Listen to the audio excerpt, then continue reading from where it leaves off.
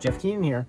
So I'm with my beautiful wife, Brandy. This is her Rivian R1T. She's had it for 1 year now, about 1 year, right? Yeah, it was 1 year on, I think, Wednesday or Thursday. Yeah, 1 year. So I want to do a 1 year review with her to see what she thinks. We also have Jessica here in the back. So what did you drive before you got this Rivian? I had a Volkswagen Tiguan. So what did you like about that? Did you like bringing in for oil changes and stopping for gas? Well, as you know, I hated stopping for gas, and so it was usually you would do this on Sunday. You would stop for gas on Sunday nights for me, and you would also take it for oil changes. You did most of the So it was all my work on the maintenance. I got. So what made you decide to get the Rivian truck? So I knew I wanted a truck, and that was basically my only ask. And you basically did all the research and you wanted the truck. Yeah, you wanted to get a truck. I was kind of caught off guard. I had the Tesla and I wasn't really looking at a lot of trucks. I mean, we're looking at like a Chevy Colorado that you could get for like $25,000, but I really wanted to get an EV just because of my experience with the Tesla. So we saw the Rivian and we had to go with the quad motor, of course. So how do you feel about the ordering and delivery process for Rivian? How was that instead of having to go to a car dealer? I liked that much better. I feel like overall our guide has been wonderful to work with, and the ordering process and being able to change the specifications was easy. And no pressure, you just basically order online and to me it took 6 months. It was ready. And where did we go pick it up? Where did we go? In Brooklyn? Brooklyn, yeah. So we had to go because there, Connecticut still doesn't allow direct delivery in the state, other than some loopholes. Then we had to go to New York to pick it up. So we went down to Brooklyn and got it. Okay, so what kind of maintenance have you needed on this Rivian in the year that you've had it? Absolutely none. Yeah, it had a few software updates and that's it. Everything's gone good. Had a little snag on one of the software updates, but other than that, mechanically, it's been perfect. So what do you like best about the Rivian R1T? So I love that it's fast. And I like to take off really, really fast. I mean, I go the speed limit, but I like to... So yeah, you can pretty much, you like that launch speed. Yeah, that 0 to 60 in 3 seconds is what's really cool about these EVs. Yeah, I also like the notifications, like if somebody gets too close to me. That's helped me a few times because it is an electric truck. It's quiet and people don't always pay attention and they'll walk right behind my vehicle at work. Mm-hmm. And so the car will beep and let me know. What do you think about the storage, the frunk in the gear tunnel? What do you put in there? So when we go camping, we have a rooftop tent and we go camping. And so we put all of our kitchen stuff in the, what is that? Gear tunnel? In the gear tunnel. Thank you. In the gear tunnel. And as far as storage, I think it's been wonderful. We haven't had a need for additional storage. And it's covered storage in the front, so you don't have to really worry about having a tonneau cover or anything getting wet or stolen in the bed.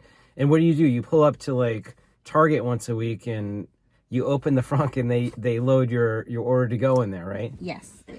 Though it scared them a couple times. Yeah, we do. I do get that a lot. Like I get, people asking me like, is your car broken down? Do you need a jump? And I'm like, yeah, no, it's not that kind of truck. How is the Rivian to drive and is it easy to park? So I love driving it. Again, I feel like I always feel very safe when I'm driving it.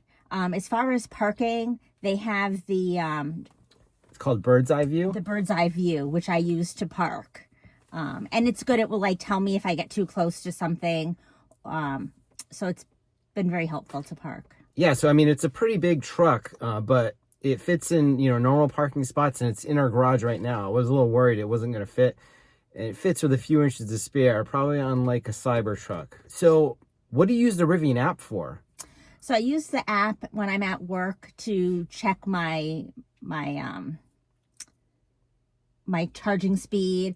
I use it to heat up the car when I'm going, getting into the car in the afternoon, or during the summer, I use it to cool down the car. So that's basically how I use it. Pretty convenient, and it always works, right? It's like one of the best apps out there. Oh yeah, I've never. Okay, so where do you charge, and how long does it take for you to connect the charger and get it started every day? So I'm very fortunate where my employer does have electric chargers, so I'm able to charge there most days, and it takes 30 seconds. I just open up the app on my phone, the ChargePoint app, and then I connect it. I hold that in front of the charger, and it opens up. And it starts, and you just plug in, it starts charging, and then you monitor it from the app at work to see where you're at. And how long do you usually charge for? I usually charge for 4 hours a day. And that's enough for you to do your commute. And what is that? How long is your commute? My commute is about 34 miles, so it's enough to commute to and from work. To and from work is about 34 miles. Okay. Yeah, that's about the average commute that most people have. So it's very easy. And how much battery do you use every day? Oh, gosh. I don't know that answer. Well, you know, it generally about 10% each way, right? Oh, yes. So depending on the temperature, you use about 10% battery there and 10% back. So it's really easy for you to keep track of, right? Yes. Yeah. Do you ever worry about finding a charger?